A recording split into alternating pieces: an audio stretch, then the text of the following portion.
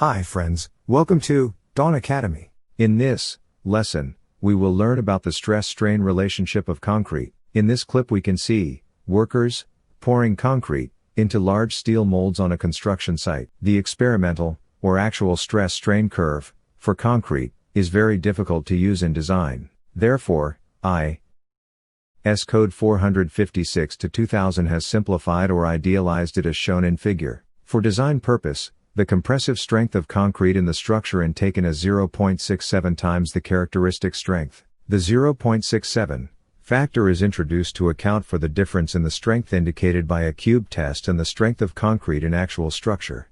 A stress-strain curve as shown in figure has been accepted as design stress-strain curve for concrete in IS 456-2000. The peak stress occurs at a strain of about 0.002.